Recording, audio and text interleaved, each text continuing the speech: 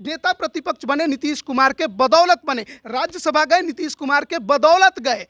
सिर्फ एक बार बीजेपी के साथ सांठगांठ करके लोकसभा चुनाव जीते थे, अपने दम पर नहीं जीते थे, मोदी लहर चल रहा था। बीजेपी को यहाँ पर लोगों की जरूरत है, दोस्तों की जरूरत है। बीजेपी उपेंद्र कुशवाहा की छवि का इस्तेमाल करने की कोशिश कर रही है। उनको लग रहा है कि उनका इज्जत और सम्मान नहीं हो रहा है, इसलिए अब वो जेडीयू छोड़ने के फिराक में है। अब सवाल है कि बीजेपी के साथ उनका जो सांठगांठ नजर आ रहा है, तो क्या बीजेपी में शामिल होंगे या कुछ और है? मेरा जो मानना है वो कुछ अलग है। उपेंद्र कुशवाहा ने अब तक ये बात नहीं कही है कि वो जेडीयू छोड़ेंगे या दूसरे पार्टी में जाएंगे। उनका कहना है कि जेडीयू बीमार है, इसका 100% इलाज करेंगे। तो इलाज करने का तरीका क्या है और इसके डॉक्टर कौन है भाई? उपेंद्र कुशवाहा खुद को डॉक्टर मानते हैं और इलाज कराने का तरीका उनके नज़र में यह है कि इस पार्टी को तोड़ दो। उपेंद्र कुशवाहा को शायद अब बिहार सरकार में भी जगह नहीं मिलेगा, क्योंकि नीतीश कुमार ने यह भी कहा था कि जेडीयू के कोटे से अब मंत्रियों की संख्या नहीं बढ़ेगी। उपेंद्र कुशवाहा को लगा था कि मैं अगर जनता दल यूनाइटेड में हूं तो कुशवाहा समाज से किसी को अगर मंत्री बनाना है तो वो उपेंद्र कुशवाहा होना चाहिए।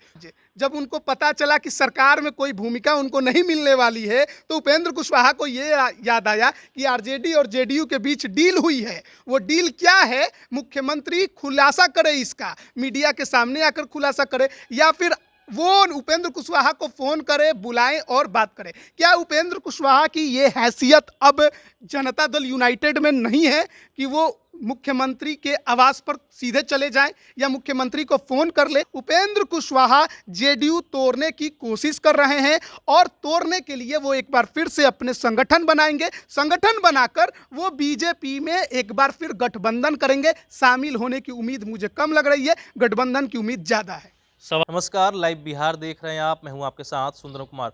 2023 का शुरुआत और महागठबंधन में संग्राम, उसके बाद जदयू के खलबली। बात इसलिए हो रही है क्योंकि उपेंद्र कुशवाहा लगातार कुछ दिन से ऐसी बातें कर रहे हैं जिससे ऐसा अनुमान लगाया जा रहा है कि जदयू में अब कुछ ठीक ठाक नहीं चल रहा है। ललन सिंह कुछ और बयान दे रहे हैं, मुख्यमंत्री नीतीश कुमार कुछ और बातें कर रहे हैं, और वही उपेंद्र कुशवाहा ने भी आज बड़ी बातें कर दी। उपेंद्र कुशवाहा की राजनीतिक भविष्य क्या है? क्या कहीं और जाने का मन बना लिया है? नया पार्टी बनाएंगे? इन्हीं सब बात पे हम चर्चा करेंगे। हमारे साथ हमारे सीनियर जर्नलिस्ट राजमोहन तिवारी है।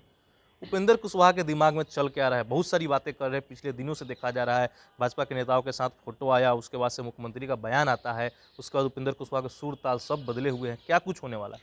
देखिए, उपेंद्र कुशवाहा के इतिहास को अगर आप देखेंगे तो फिर आपको समझ में आएगा कि वैसे भी उपेंद्र कुशवाहा एक जगह टिकने वाले नेताओं में से है नहीं। चाहे कहीं भी गए हों, ज़्यादा दिन रुकते नहीं हैं।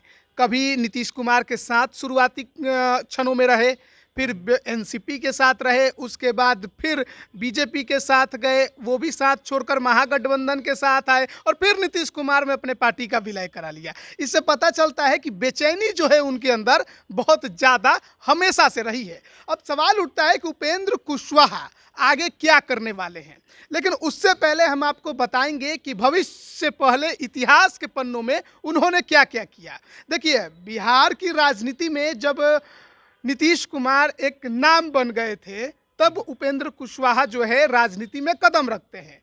1985 में वो राजनीति में कदम रखते हैं और उस समय 1985 से 88 तक वो युवा लोक दल के राज्य महासचिव रहे, फिर 88 से लेकर 93 तक राष्ट्रीय महासचिव बने।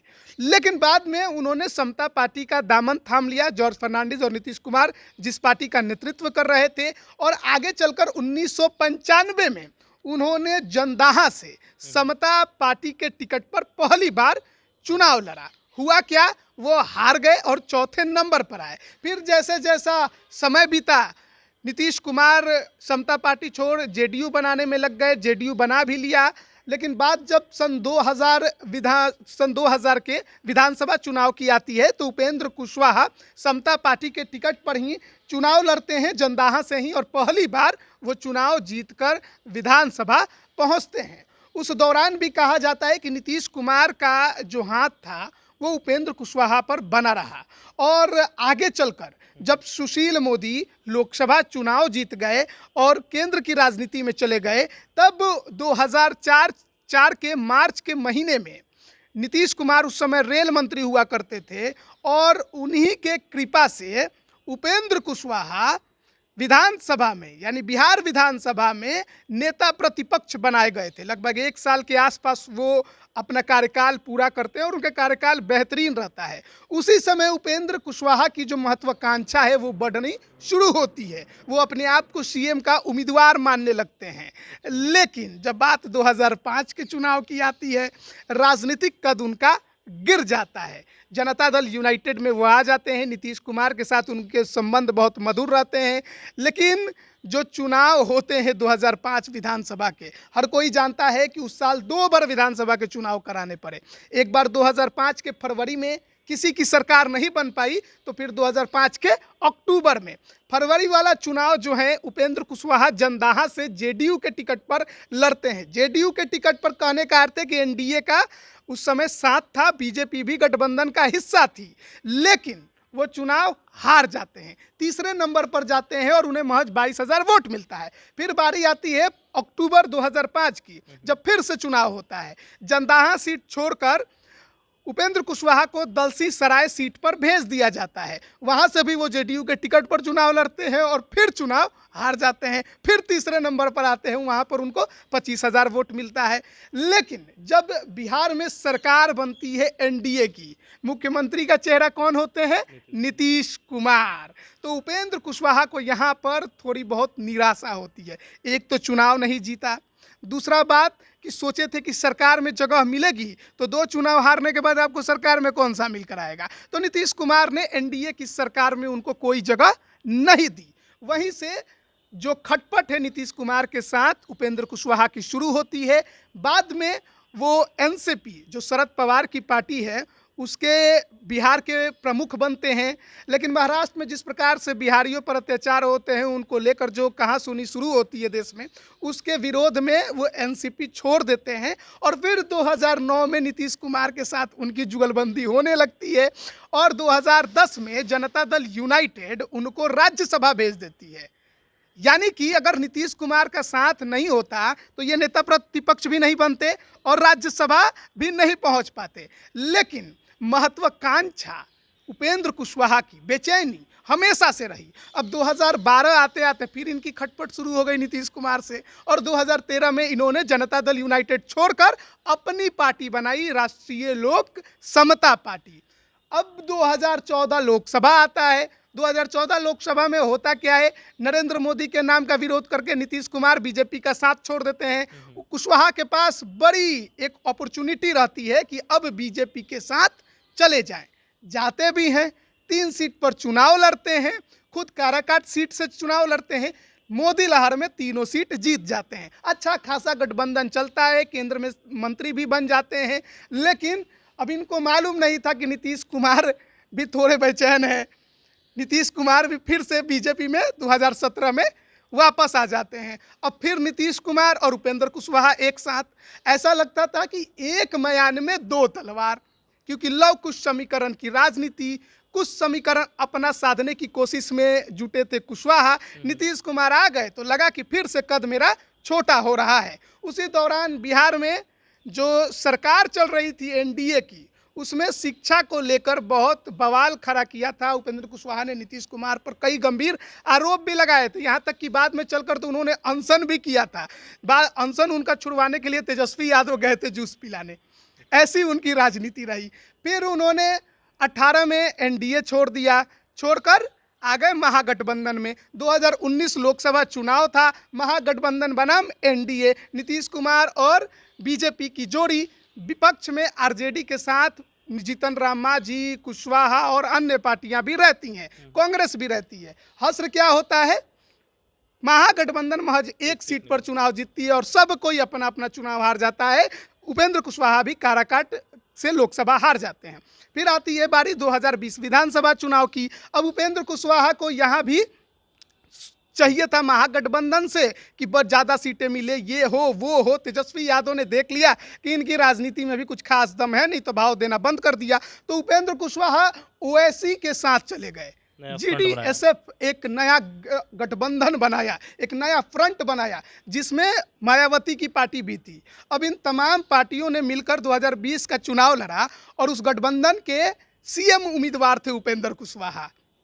एक सीट इनकी पार्टी नहीं जीत पाई, जबकि इनके गठबंधन का हिस्सा रहने वाली बसपा 1 सीट जीती और एआईएमआईएम 5 सीट जीती। अब इसी से अंदाजा लगा सकते हैं कि उपेंद्र कुशवाहा का जो राजनीतिक कद था किस प्रकार गिरते जा रहा था। लगभग 2.5% वोट उनकी पार्टी को मिला था, जबकि पिछले बार की तुलना में उनकी पार्टी ज़्यादा सीटों पर चुनाव लड़ी थी, तो कुछ खास फायदा उनको नहीं हुआ। लेकिन महागठबंधन को हराने में उनकी गठबंधन जो थी जीडीएसएफ, उसने अहम भूमिका निभाई थी। लेकिन अब उपेंद्र कुशवाहा को लगा कि ऐसे में तो मेरे हाथ में कुछ है नहीं, तो अब उन्होंने नीतीश कुमार के साथ जाना फिर से मुनासिब समझा और 2021 में जाकर उन्होंने अपनी पार्टी का विलय करा लिया। विलय के उपरांत हुआ क्या?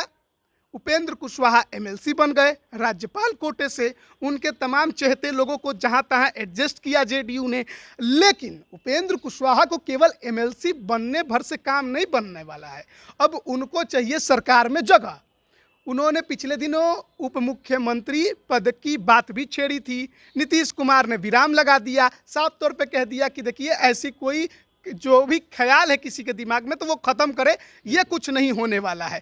इसमें एक बात और निकल कर सामने आई कि उपेंद्र कुशवाहा को शायद अब बिहार सरकार में भी जगह नहीं मिलेगा, क्योंकि नीतीश कुमार ने यह भी कहा था कि जेडीयू के कोटे से अब मंत्रियों की संख्या नहीं बढ़ेगी। उपेंद्र कुशवाहा को लगा था कि मैं अगर जनता दल यूनाइटेड में हूं तो कुशवाहा समाज से किसी को अगर मंत्री बनाना है तो वो उपेंद्र कुशवाहा होना चाहिए। कुशवाहा समाज का सबसे बड़ा नेता तो वही है ना। लेकिन अमरपुर के विधायक, युवा विधायक जयंत राज को नीतीश कुमार आगे बढ़ा रहे थे।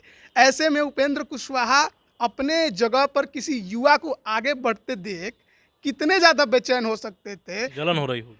देखिए, जलन हो रही है नहीं हो रही है ये तो हम नहीं कहेंगे, लेकिन कहीं ना कहीं उनको ये जरूर लगा कि जनता दल यूनाइटेड ने उनका जो कद है, उसको जो इज्जत और सम्मान मिलनी चाहिए थे वो नहीं दिया। ऐसे में उपेंद्र कुशवाहा जब आरजेडी के साथ जेडीयू का गठबंधन हाल के समय में हुआ, तब उन्होंने कुछ नहीं कहा, बल्कि ये कहा कि नीतीश कुमार देश की राजनीति में कदम बढ़ाएं और आगे बढ़ें, बिहार आपके साथ है। उस दौरान उपेंद्र कुशवाहा को ये याद नहीं आया कि नीतीश कुमार ने आरजेडी से गठबंधन कर लिया। गठबंधन किया तो क्या डील किया, उस समय उनको डील की कोई चिंता नहीं थी। लेकिन आज जब उनको पता चला कि सरकार में कोई भूमिका उनको नहीं मिलने वाली है, तो उपेंद्र कुशवाहा को ये याद आया कि आरजेडी और जेडीयू के बीच डील हुई है। वो डील क्या है, मुख्यमंत्री खुलासा करे, इसका मीडिया के सामने आकर खुलासा करे, या फिर वो उपेंद्र कुशवाहा को फोन करे, बुलाएं और बात करें। क्या उपेंद्र कुशवाहा की ये हैसियत अब जनता दल यूनाइटेड में नहीं है कि वो मुख्यमंत्री के आवास पर सीधे चले जाएं या मुख्यमंत्री को फोन कर ले? अगर आपको आरजेडी और जेडीयू के बीच की डील के बारे में जानना है तो आपको मीडिया में बात करने की जरूरत थी या मुख्यमंत्री को फोन लगाने की जरूरत थी? ऐसे में यह साफ प्रतीत हो रहा है कि बिहार सरकार में जगह नहीं मिलने के बाद उपेंद्र कुशवाहा अब उपेक्षित महसूस कर रहे हैं। उनको लग रहा है कि उनका इज्जत और सम्मान नहीं हो रहा है, इसलिए अब वो जेडीयू छोड़ने के फिराक में है। अब सवाल है कि बीजेपी के साथ उनका जो साठगांठ नजर आ रहा है, तो क्या बीजेपी में शामिल होंगे या कुछ और है? मेरा जो मानना है वो कुछ अलग है। उपेंद्र कुशवाहा ने अब तक ये बात नहीं कही है कि वो जेडीयू छोड़ेंगे या दूसरे पार्टी में जाएंगे। उनका कहना है कि जेडीयू बीमार है, इसका 100% इलाज करेंगे। तो इलाज करने का तरीका क्या है और इसके डॉक्टर कौन है भाई? उपेंद्र कुशवाहा खुद को डॉक्टर मानते हैं और इलाज कराने का तरीका उनके नज़र में यह है कि इस पार्टी को तोड़ दो।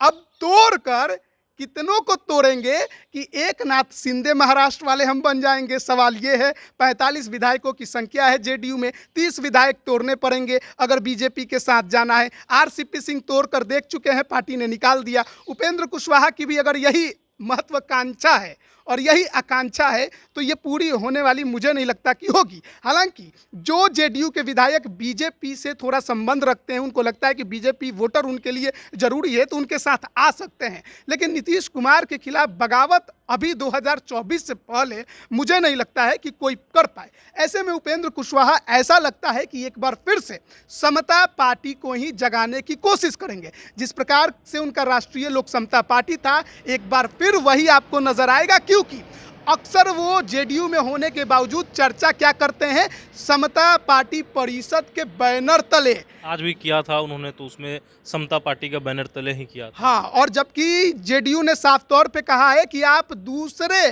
किसी भी संगठन के नाम से कोई कार्यक्रम नहीं कर सकते जब तक कि जेडीयू में है। यानी बात एकदम साफ है। उपेंद्र कुशवाहा जेडीयू तोड़ने की कोशिश कर रहे हैं और तोड़ने के लिए वो एक बार फिर से अपने संगठन बनाएंगे। संगठन बनाकर वो बीजेपी में एक बार फिर गठबंधन करेंगे। शामिल होने की उम्मीद मुझे कम लग रही है, गठबंधन की उम्मीद ज़्यादा है। सवाल, जदयू तोड़ने की वो प्रयास में है, टूट पाएगा? क्योंकि जाहिर सी बात है, मुख्यमंत्री नीतीश कुमार के नेतृत्व में जितने विधायक हैं, सभी का एक सुर में कहना है कि 2024 तक तो चलेगा।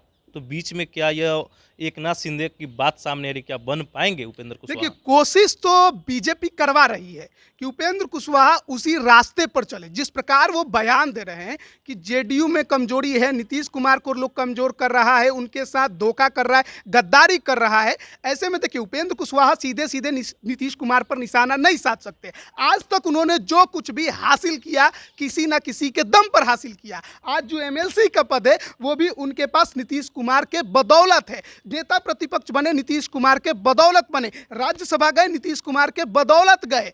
सिर्फ एक बार बीजेपी के साथ सांठगांठ करके लोकसभा चुनाव जीते थे, अपने दम पर नहीं जीते थे। मोदी लहर चल रहा था। बीजेपी को यहां पर लोगों की जरूरत है, दोस्तों की जरूरत है। बीजेपी उपेंद्र कुशवाहा की छवि का इस्तेमाल करने की कोशिश कर रही है, और यह कोशिश है कि किसी तरह से, क्योंकि नीतीश कुमार के प्रति अब लोगों में, खासकर जनता में, जो पहले की तरह उत्साह थी वो घट गई है। अब लोग नीतीश कुमार को उस प्रकार से नहीं देखते हैं विजन वाला नेता। ऐसे में एक नया चेहरा देखने की कोशिश में, लेकिन वो चेहरा उपेंद्र कुशवाहा बन पाएंगे, ये बड़ा सवाल है अपने आप में। देखिए, अगर 30 विधायक तोड़ कर लेके चले गए बीजेपी के पास, तो बीजेपी इनको मुखिया बनाने से पीछे नहीं हटेगी। कहेगी कुछ दिन का कार्यकाल है, 1.5 साल का कर लीजिए, बाद में वो भी देख लिया जाएगा 25 में। लेकिन उम्मीद कम है कि जेडीयू इतना आसानी से 45 में 30 विधायक को तोड़ लिया जाए। मुझे नहीं लगता कि इतना आसान हो पाएगा। लेकिन उपेंद्र कुशवाहा की जो आगे की राजनीति है, वो बीजेपी के साथ ही है और संगठन बनाकर है, ना कि उसमें शामिल होकर। चलिए, देखना होगा कि आगे क्या कुछ होगा, क्योंकि उपेंद्र कुशवाहा जिस प्रकार से बयानबाजी कर रहे हैं, उसमें सबसे बड़ा सवाल यही खड़ा हो रहा है, क्या उपेंद्र कुशवाहा को अब जदयू से मन भर गया? कितने दिन जदयू में रहेंगे, ये तो उपेंद्र कुशवाहा ही तय करेंगे। और फिलहाल देखना होगा कि उपेंद्र कुशवाहा आगे क्या कुछ करते हैं। मुख्यमंत्री नीतीश कुमार की भी तरफ से लगातार पलटवार किया जा रहा है कि अगर जो बातें सामने आ रही है, आप उपेंद्र कुशवाहा से ही पूछिए, जवाब देना मुख्यमंत्री भी मुनासिब नहीं समझ रहे। देखना होगा आगे क्या कुछ होगा। फिलहाल कितना ही, बने रहिए हमारे साथ, देखते रहिए लाइव बिहार। आप सभी का बहुत बहुत धन्यवाद।